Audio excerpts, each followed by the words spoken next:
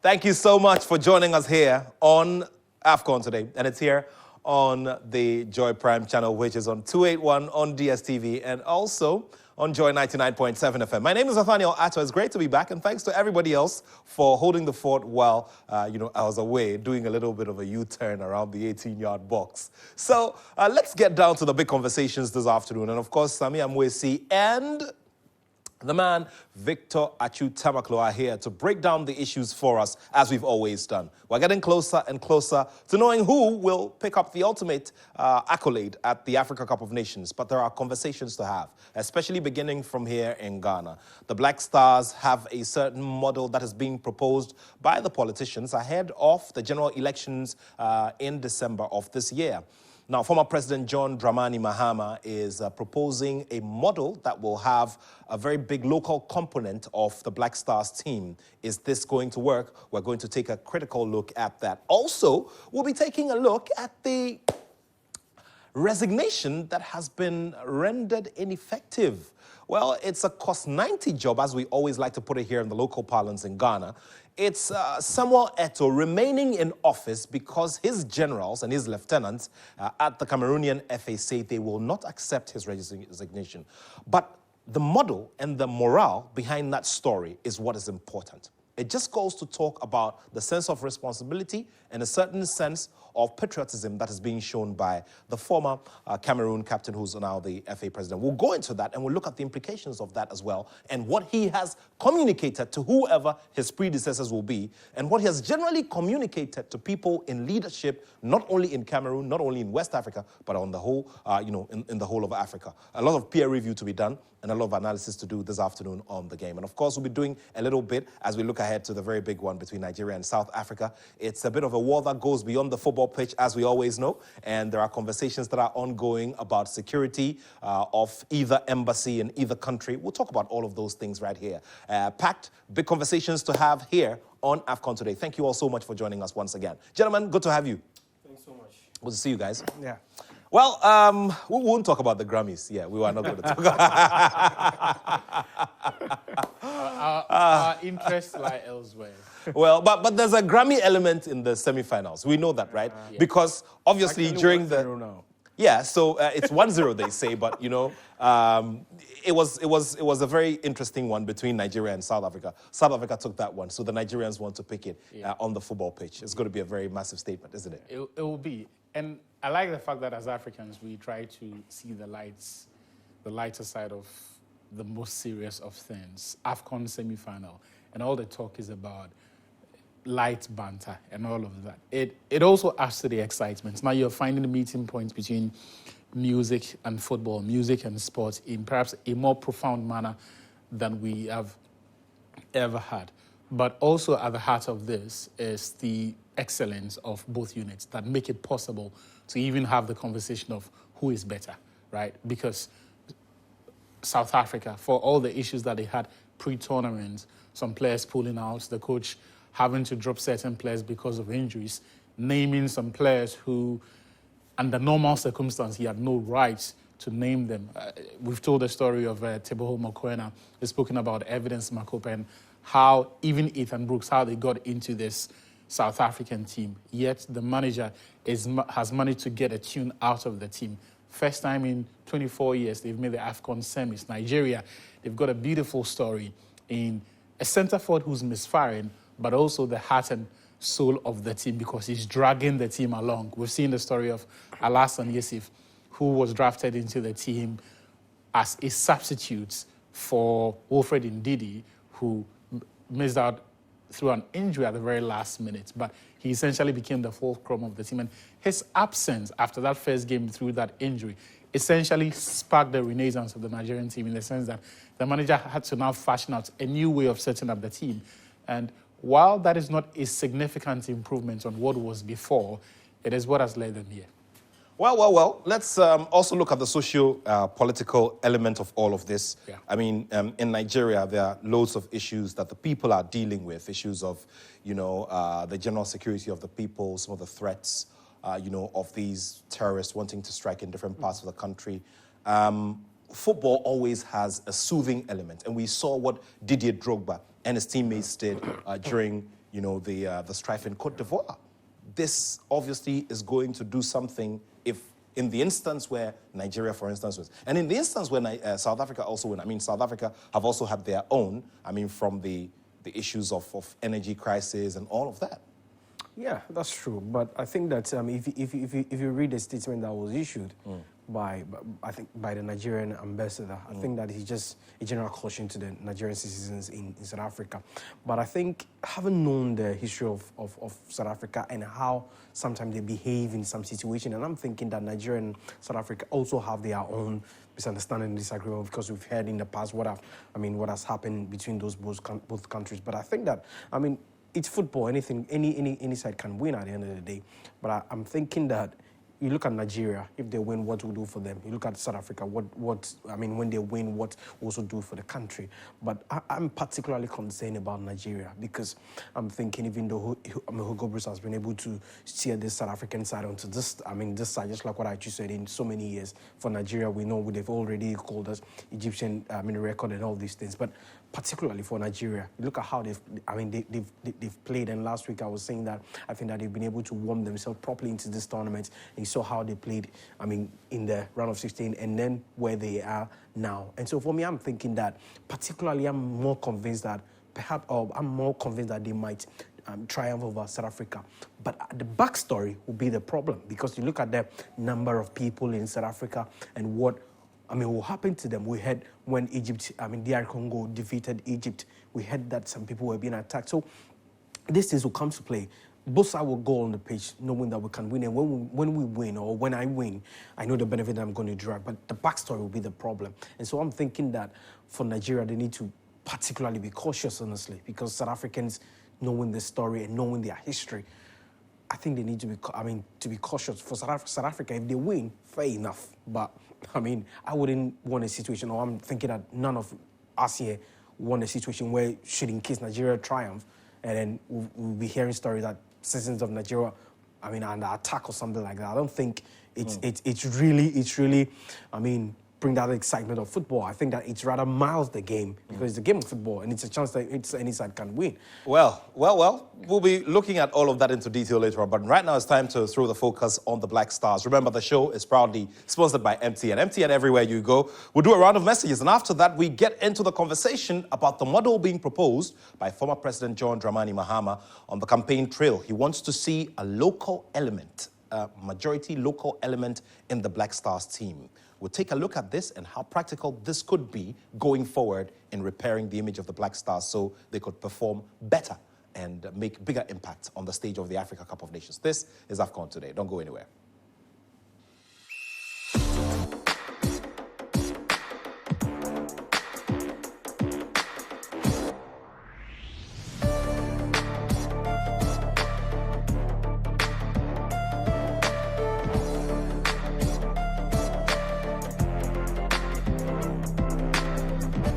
All right, so we should have an edition where we always, bring you some of the things we discuss off air. I always tell my friends, the best part of TV and radio is the conversations you don't get to see or hear. Gentlemen, I'd want us to, get into the conversation now, but let's take a listen to former President Mahama, and then after that, we'll look at the AFCON squads as well that have big local components. Let's take a listen to him. And we performed abysmally, disastrously. And we performed abysmally because we are not growing our football. We are not, before we used to have the Colts, and every district used to organize its Colts League. And they picked the promising players from there. We used to have the academicals. The schools used to play against each other. And we picked the promising players from there. Before we come to under 17, and then all the other age groups.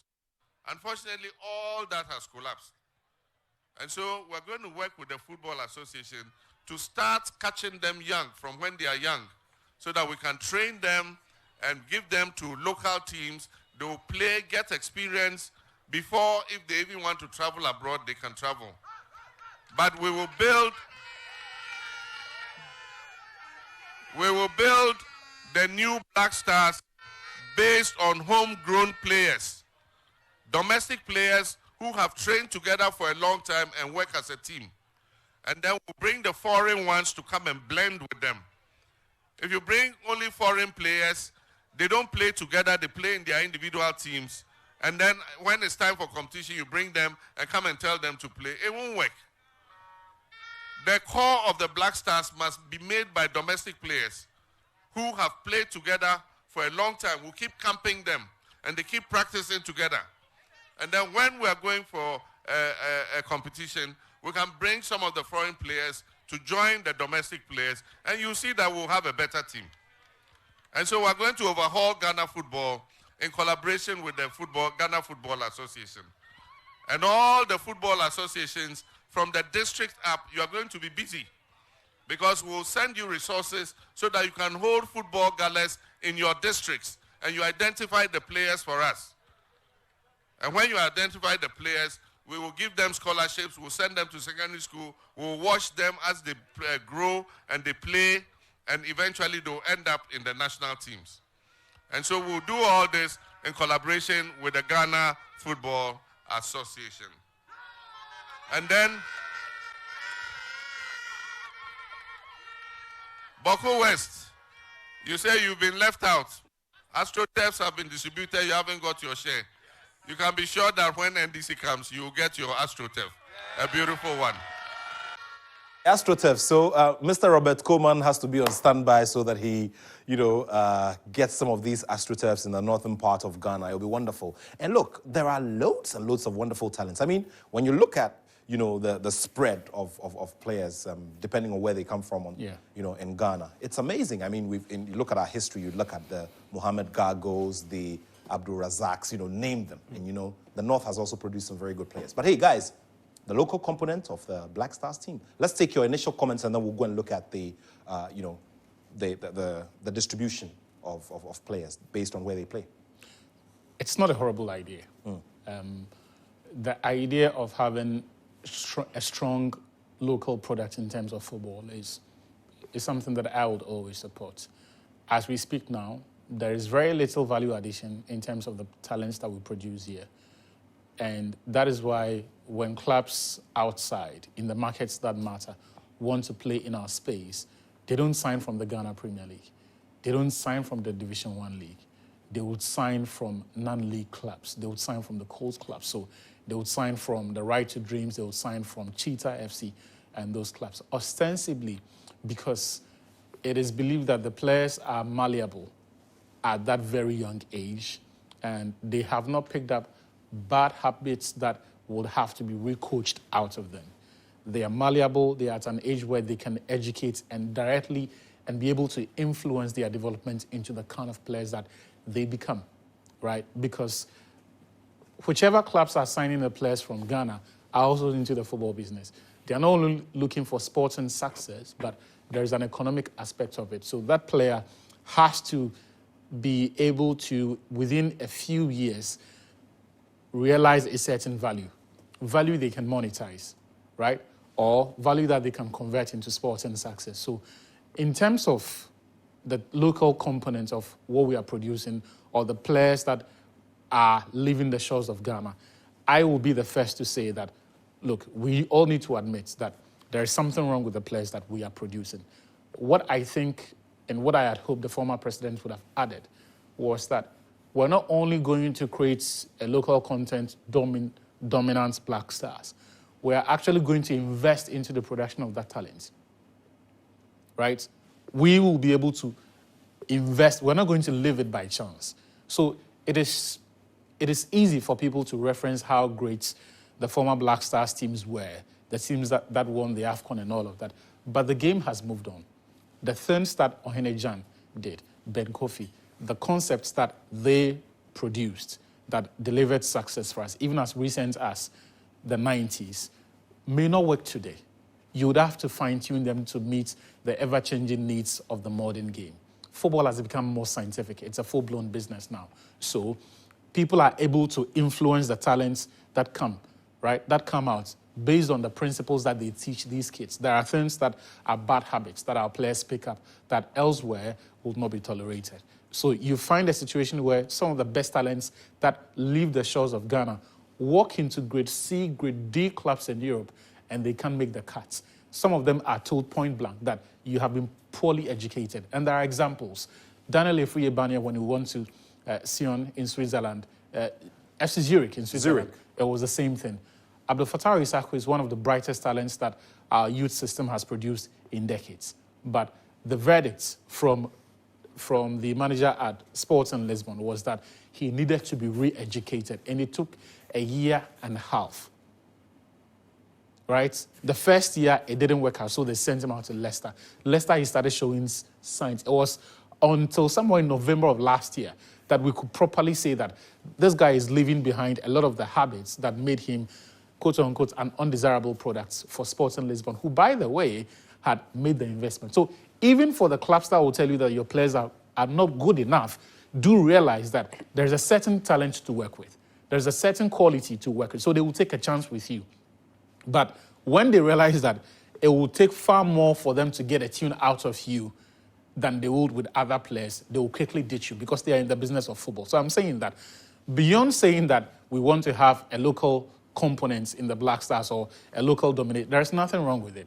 I mean, you only do it in a manner that is not to the detriment of the best players from Ghana. Because I don't think it will make any sense if you say that because you are fixated and you want to stay loyal to local talent, even if the best Ghanaian players are playing abroad, which is often the case anyway, you are going to sidestep them and say that you are going to introduce only local players. What I would want to see, however, is a certain commitment towards, one, generating revenue that will fund the development of football in the country. Revenue that you know is going to fuel the drive for the better products, better production of the talents that we have here. And look, we are not going to suddenly start finding world-class talents by continuing what we're doing. God has blessed us with the talent already. Some of the players that look, for any kind of profile that you're looking for, you can find them in Ghana. These kids, Endrick and all of these boys Real Madrid are playing top dollar for. You can find them in abundance in Ghana. The only difference is within a year or two, there are world-class brains that are able to convert that $500,000 talent into a 25 million euro talent, so that within a year or two, he catches the attention of Real Madrid. And just before, and that is where I think the focus has to go to, right? That we are looking at taking away a lot of the obsolete ideas that have been training our players. It will not work. We are not going to find any more value if we continue running football the way we do.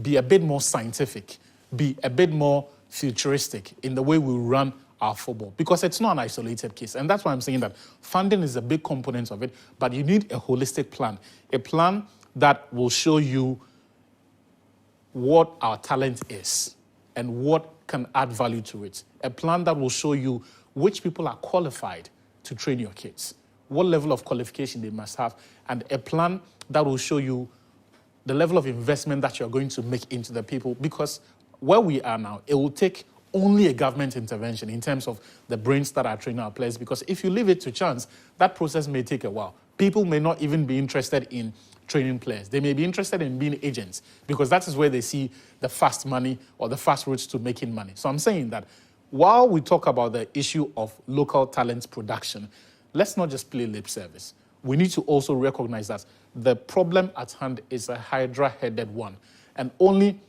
proper commitment and the right ideas and discipline from the people who are going to spearhead this. Because it's easy when the Black Stars is the topic of the day for everyone to have an idea.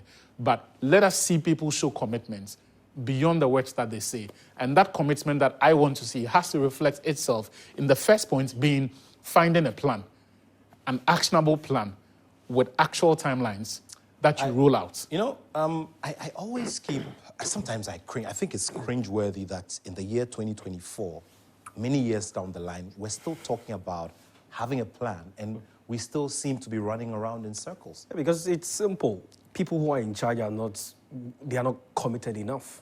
And people who are in charge of the game are only, I think they are only interested in what they will get back at the end of the day. and Attoh has said a lot, but I'll begin my submission by giving this out.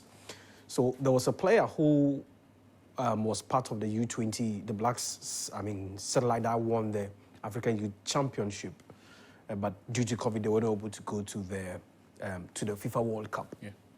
Now, the player had the opportunity to travel. Before that, some clubs were chasing him here, but he decided not to sign for him because at that time he had an offer from Europe, and so he wanted to quickly go and then cash out. Then this club approached him, and then he was being asked to join their agency, and he said no. And they boldly told him, yeah, we know you're a good player, but if you are not joining our agency, there's no way you will have any national team to play. And since then, he was a defender, and since then, he has not been part of any of the national team. The point that I'm making is that we've been talking about plan and plan. As you said, we have the talent here, but the people handling our game don't seem to show enough commitment in bringing the best out of these players. Very young player and a 20 player. How old would it, how much is it going to cost you to bring these players together, show commitment that we are growing these players for the future? The talent is here is in abundance, but the point also that I want to make is that in those years, in those days, you look at the quality that we're producing here. A player can move straight from King Faisal, go to Dortmund and play.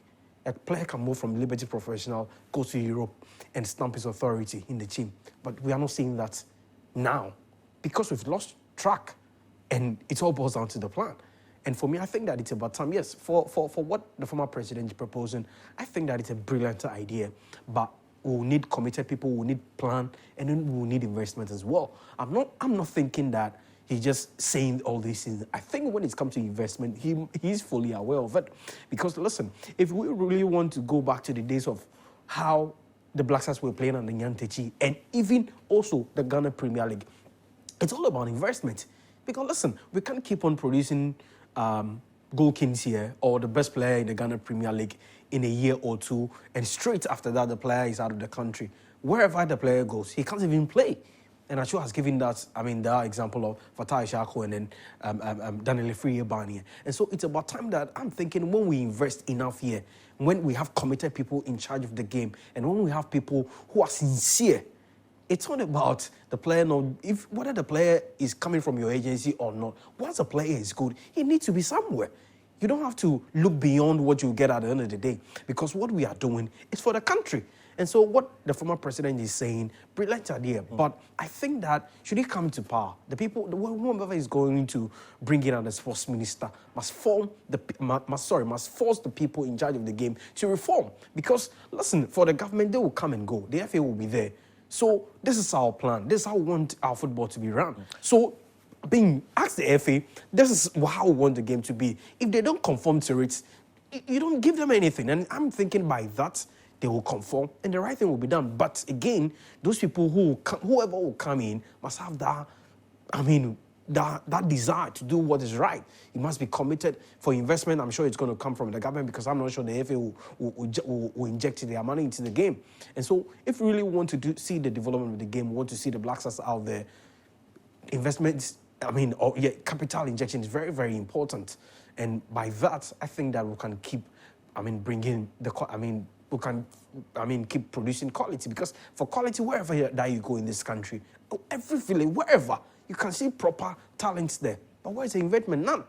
And that is what we find ourselves where we are. But for plan, I think that the for plan is there. I think when Kets came to power, he didn't really want to go by what was there. Which plan?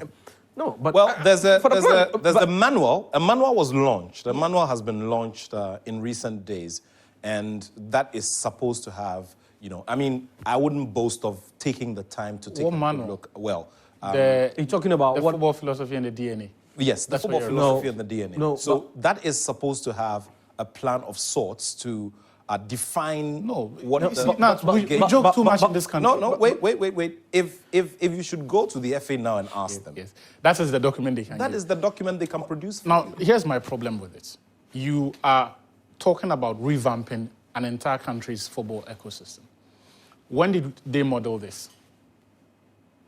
When did the Ghana Football Association and the Sports Ministry model this to reflect the problems that we have, and what were the results for us to trust this document? None. You can't just go, wake up, get into a room, scramble some document together and say, this is the idea to come and run Ghana football. Because everything that you're going to work with has to have a certain guarantee of success. We're talking about multi-million-dollar investment here. Unless, of course, what the FA is talking about is some 2x4 investment that they are requiring. If you're asking for your members' money to go and develop talents, to go and grow the sports, you need something better than that. Look, Nats, for me, there are low-hanging fruits on the side of governments, right? Be it whether it is the former president who will come back to power, whether it is the current government who will retain power. If you say you mean your words in terms of talent development, the irony of our problem is that the nonsense culture around the Black Stars, curiously, is something you have to touch. You have to take away some money from the Black Stars to develop the local contents that you're talking about. It is unconscionable that since 2004, we have received over $60 million from FIFA, and there is no evidence of that in our football. And this is done with government collaboration.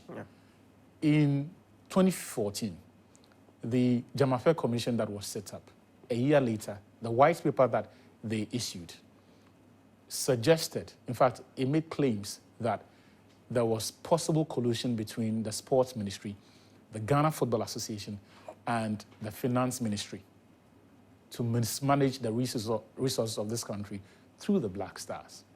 After AFCON 2021, Parliament, during a probe that invited, I think, Andre, are you? Yeah, I remember. At that time. I remember. Also said something similar. If anyone means and is serious about running local football well, and with the end goal of feeding the Black Stars, first, there are low-hanging fruits. There are issues around the Black Stars that you need to touch. We cannot continue spending... And here's the thing. If you look at the country's budget for sports, the other time I said it on this show that over 80% of that goes into compensations and salaries. The only time this country spends any significant money is when the Black Stars are playing, be it qualifiers, be it main tournaments, whatever it is, pre-tournaments. That is the only time we get enough money from the Black Stars. And I'm saying that you cannot say you are serious about running football if your attitude towards football is this way. We need to be able to stop this rotten management culture.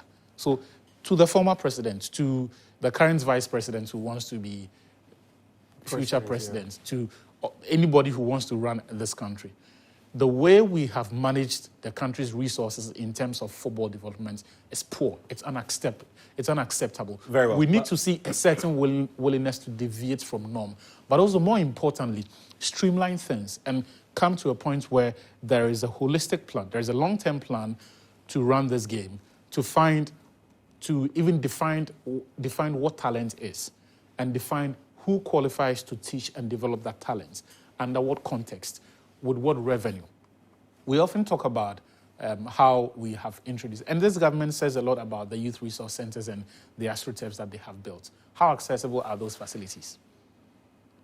They are not supposed to be built in isolation. And I think I heard the former president also say that they are going to continue because it's a good idea. Yes, we want infrastructure, but there needs to be a link between the infrastructure that you have put in place and the people who can actually use that facility. Now, which is the nearest AstroTurf to you? Well. Maybe in Nigeria, Ghana. Not just to you. I just remembered. Well, that's a private initiative, and it's, it's an educational institution to everyone, academy. To everyone, it's like 3 minutes drive from. To everyone listening to us, think of the nearest AstroTurf to you. Yeah, so and think of my situation is 3 minutes drive, but obviously how accessible it is to the talents who need it. Think of the football clubs that exist in your locale, and where they train and who trained them. So what is the impact of these? And we're spending tons of money, millions of dollars on these facilities. Of what use are these facilities if the people that we say we are building them for, till date, cannot have are not? access, yeah. recently opened the CoteD'voire facility. What has happened to that facility? Who uses that facility? So the conversation needs to be streamlined. If we say we want to do A, we need to look at the value A brings us and how we can get that value from A. It is not enough just throwing money about on youth resource centers. It is a laudable idea, right? There are others like Sami Kufo who have raised questions about even the idea of AstroTurfs and essentially criticize it. We saw the Deputy Sports Minister who went to Morocco. Yeah. He was in tears and he was admitting that the AstroTurfs that we have built in Ghana, the facilities that his office, the Sports Ministry, were supposed to exercise oversight responsibility and determine whether and what kind of quality meets their standards. They failed at their job. He went to Morocco to go and cry and say that after what he's been exposed to, the facilities in Ghana are 10 years behind. Well, 10 years behind. And that we'll be going to this in a bit. But, that is a very interesting element of the conversation because, you see, if we need to go or we're trying to go into which is modern and which is not, then we're not going to do anything at all because you essentially what fits purpose. Yeah, so you speak to some of the people who, run these outfits that build infrastructure and all of that, and they'll tell you that, yes, all of these are available. For instance, I asked my good friend, and he's a good friend of the brand, Robert Coleman. I mean, he's number one when it comes to building these facilities. And he'll tell you point blank.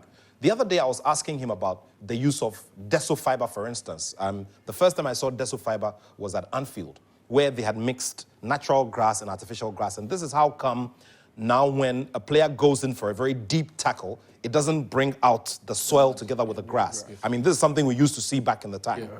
But this time, you just slide nicely on the grass and it's, it's still very intact, okay? And the question, and then he gives you the figures of the square meter of one piece of Deso fiber as against having like a full AstroTurf. So there are issues of our economy, the strength of our economy, and what our pockets can. So we'll be putting all of that in context as we go along. But let's now quickly take a look at the fine spread of local content, as in local or home-based players in some of the national teams that are playing at the ongoing Africa Cup of Nations tournament. So we start off with South Africa. Obviously, when it comes to strength, it's not surprising to see 11 players from Mamelodi Sundowns who, in the last 5 years have been dominant on the stage of the CAF Champions League and all of that.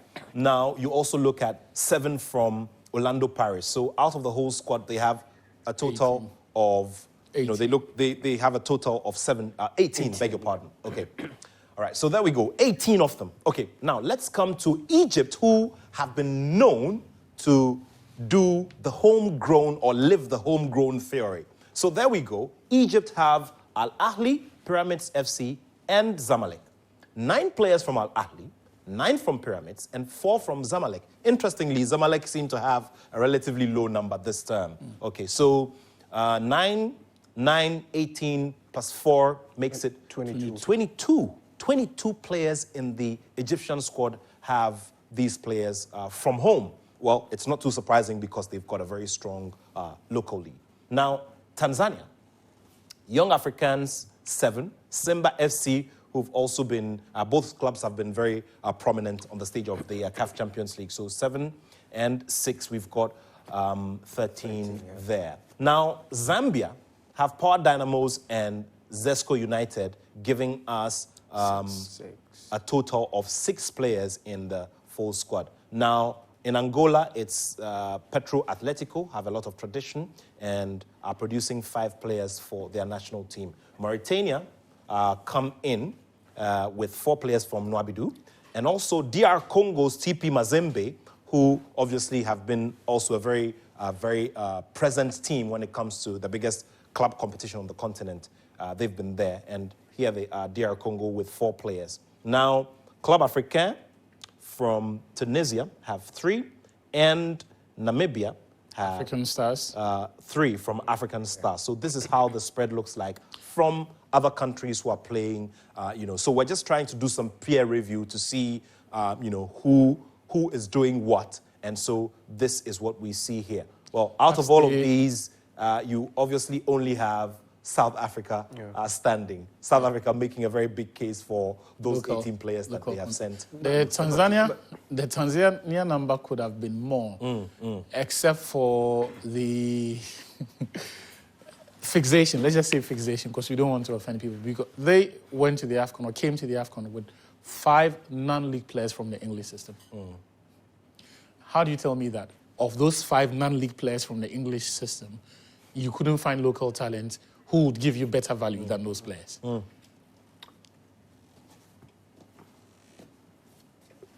It makes no sense.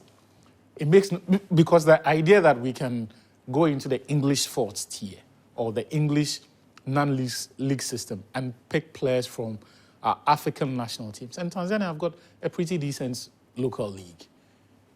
So if you can find players that will give you the quality that those players have got, then you might as well collapse the league. You might as well not play the league. And the issue with quality manifested itself in the very first game of the tournament.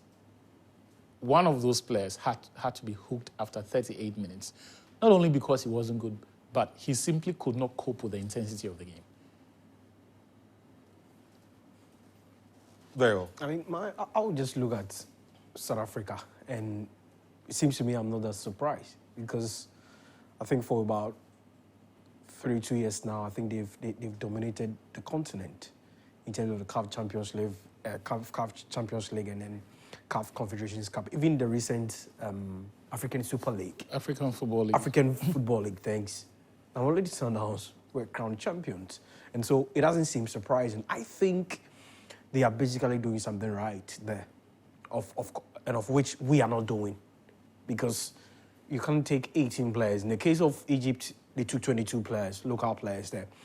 But then for even Hugo Bruce to make a case that whether you are playing for PSG or whether club that you're playing, if I think you are not fitting into my project, I'll leave you out and even bring in a local player. It clearly tells us that South Africa are doing something right. And you could see even the coaches that they are producing this time around, and look at the money that they are injecting into the game and how that investment that they are doing there has translated, I mean, when it's come to continental football. For me, I'm not surprised. But in the case of Ghana, we took 3 players there, if I'm right. Is it 2? 3. 3 players there. And I think that's why I feel that it's a total disrespect to Richmond Lamptey. Because prior to the tournament, we saw his performance here locally. And even when Ashimero went out, everybody thought that he's a perfect replacement for Ashimero. But he was nowhere to be found on the bench. He was in the stands. And that's why, even for me, I made that conclusion that the friendly game that we played against Namibia at the Barra Sports Stadium, that was a fine opportunity to test him. But he didn't even, I mean, not even a single minute at all. And I feel that psychologically as well, it would have done Lamptey a great deal of good because that turf and that terrain is one he's very used to. But let's be practical here, right? This is a player in the 10 months prior that Chris Hughton had coached the team, had not been invited. Not for friendlies, not for the AFCON qualifiers, not for the World Cup qualifiers, which I think we've played 2 games already. Yeah.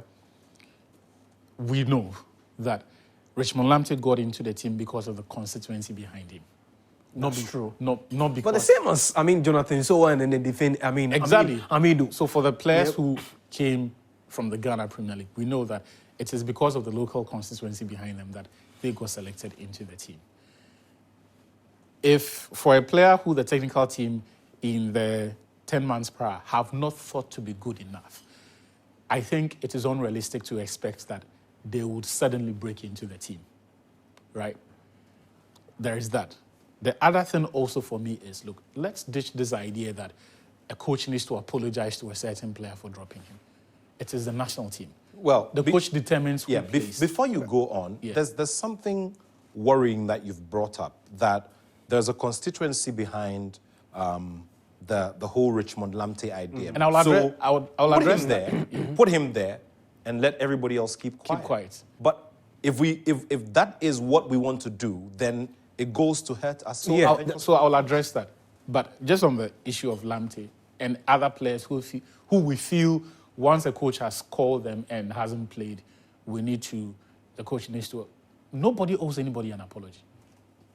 Even if you are Bedi Pele, even if you are Mohamed Kudus, you're not entitled to play for the Black Stars. Yes, we can look at it and say, based on the needs of the team and the unique skill sets that you have, there are tactical contexts that you can thrive in, and bring some value to the team and improve the team, right? But the coach ultimately makes the call on who plays. If the coach, in his assessment of the team, feels that there is a disconnect between your skill set and the balance of the team, that's his word. But actually, Right? I just want to ask something. Hugo Bruce, when he named Teboho Mokoena in the team, evidence Makopa, check their numbers before the AFCON.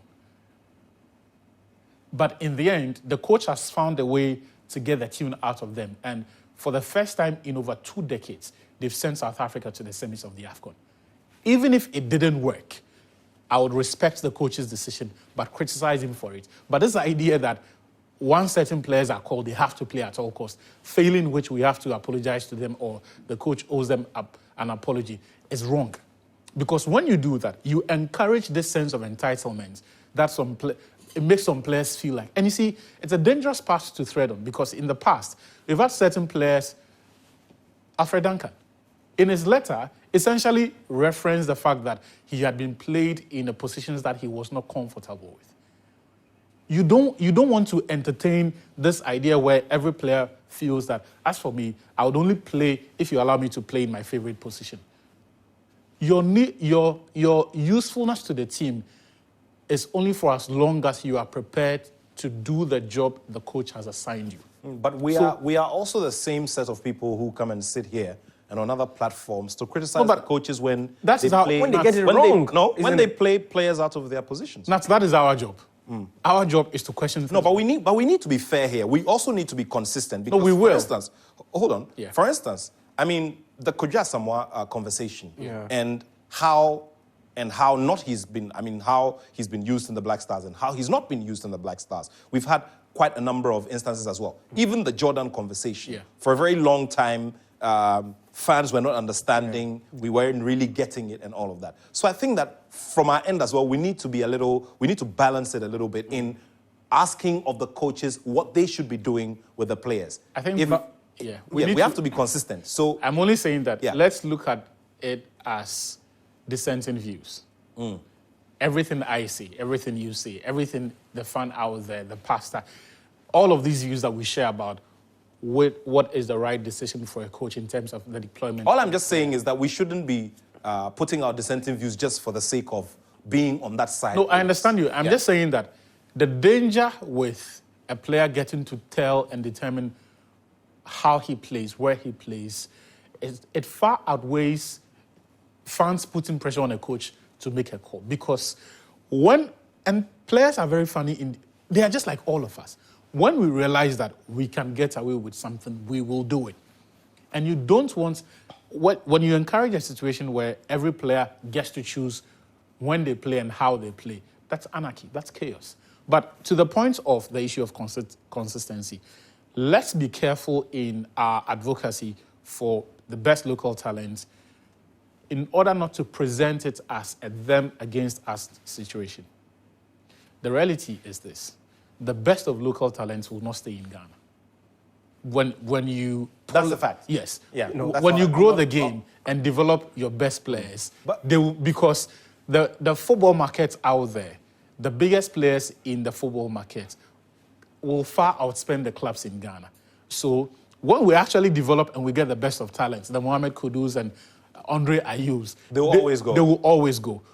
But that does not in any way say or mean that we should not develop talents, for me.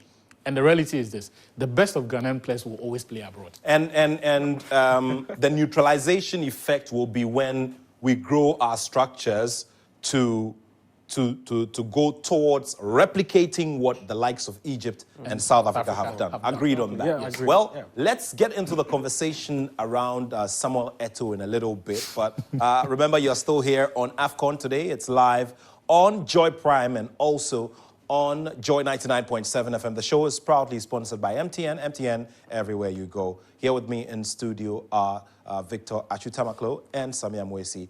All of them are faces, the names that you see in-house with our sports platforms in terms of analysis. Well, we'll be jumping into the Cameroon conversation at this time. You know, Samuel Attoh, as president of the FA, has had quite an interesting, run at the Africa Cup of Nations. One moment it looked like they were packing bag and baggage, and then the next minute it looked like they were going to continue. And then finally, the big blow was dealt when they played against their sworn rivals, Nigeria. Now, at the helm in terms of coaching is Rigobert Song, a man whose credentials in the game as a player can never, ever be questioned. And the sense of patriotism, the sense of urgency that he displayed, as well as the sense of discipline, cannot be questioned. Same for Attoh. But now the two find themselves on different ends of the administrative tables and have to deliver a certain mandate, as the people of Cameroon have always lived on and expected. So, the Cameroonian FA say they are not accepting this resignation. Let's begin with you, Sammy. Well, I think I'll look at it from two perspectives. You remember when they were going to play against Nigeria in the round of 16 game, I cited and I told you, should they exit the pressure that it will come on both Attoh and then Rigobert Song. At the end of the day, Song is out of office. But for Attoh's issue, this is why I think that, I'll look at it from two different perspectives. I'm thinking that he tendered in that resignation letter because they've hosted the tournament, they didn't win it. They went to, Ivory Coast, exited at the round of 16. It doesn't really paint a good picture. And then the second aspect for me is that I think that he's had more training outside this continent. And so he had that belief that, listen, you can't be in that position forever. When it doesn't go well, be bold and then accept the responsibility and apologize and move on. And whoever comes in and to take over the job, it's up to that person. But then even during the tournament, we had stories, players complaining, rift even between him and then the other guys in there. But for me, I think that whatever has happened at the end of the day, the executive council says that, we want you to stay. I think that if he's going to stay, he really needs to rewrite the wrongs. I think that he needs to correct those wrongs. I don't know where those wrongs are, but particularly, I'm sure that looking at how he came to office, and even you could remember sometimes, I think last year there were some audios and some tapes about match fixing and all these things. I think that it's a collective job. You need to bring people together. You need to have the backing of some people. But for Rigobert Song, I think that I cited and I said that he can be a very good player. He can be a very good, whatever it is. But when you can't be that good coach, just like in the case of Maradona. Yeah. And that's why he's out. And that's why we need to always salute the memory and honor the memory of the likes of Franz Beckenbauer, and also salute the living Didier Deschamps for that sterling example. Salute and bless the memory of Stephen Keshi as well. They have taught us slightly different lessons about playing well and coaching well as well. They are in the minute minority, if I may put it that way. Guys, just 14 seconds, if you can, on this particular matter. I know there's an extensive conversation we need to have about it. But let me say it in the... Is there something we're not seeing when it comes to this particular matter? Let me say it in a proper local parlance. It be settings. Okay, look, that's what I wanted to hear from you. Because Samuel Attoh is very educated in the politics of sports. If you look at his career trajectory, spent time at Real Madrid, spent time at Barcelona. Under who? So he has seen firsthand the game of politicking and issues of presidency and elections. Yeah. If Attoh meant to resign, nobody would talk him out of it. The Samuel Attoh that we've been exposed to is a very determined, very cuzzered individual who would not take a decision and then suddenly rescind that decision. I think that Attoh made that move because he was aware that the walls were closing in. And Samuel Attoh knew that issues like the match fixing scandal, and that tape was rather public, have taken away a bit of the credits that he has. There is a credible opponent in Jeremy Njitap. There are others who have probably not shown their face well, but Njitap is moving slowly. And we're beginning to see certain constituencies per reports in Cameroon that are giving him credibility. But thing is that Achu, he said he wanted to step down, and the people said, Don't go. That reminds me, actually, that reminds me of, one of these old trending videos on social media where one of these pastors said he wanted to go to heaven and the congregation had... They begged him. I didn't mention They begged him not to go to heaven. He wanted to go to heaven and they prevented him from going. That's very interesting. A man in of Ghana. God, after the image of heaven, men of God have painted to us. Nobody would allow anybody to stop him from going to heaven. How you doing? Great. Good to see you. What are the philosophers saying about today and the statistics you want to bring us on Nigeria's record and that of South Africa? Then we just have to go to the great Sir Alex Ferguson. Great. And his quote that is being parroted around all the time, that attack wins you games and defense wins you titles. So I've gone to sit down and look at some trends, and I'm coming to look at how if the winner, when Nigeria takes on South Africa, from the trends I've looked at, the winner from that game is most likely to win the title because of what has happened in the last 5 editions. So let's start from Nigeria's title win in 2013. Very well. In that run, they just scraped through the group stages after being able to beat only Ethiopia after drawing their first 2 games. Went on to beat Burkina Faso 1-0 in the final. In that run, they conceded 4 goals and scored 11. So let's move on to 2015. Ivory Coast beat Ghana in the final on penalties. In that run, they also scored 9 goals and conceded 4. We are building a trend like that. 4-4. Then we go to 2017, Cameroon. They conceded 3. That is reducing, the goals conceded is reducing by 1. And after they also scored 7 goals, all of them in 6 games. Then in 2019, Algeria, in 7 games, they scored 13 goals and conceded just 2. We've gone from 4-4 to 3-2.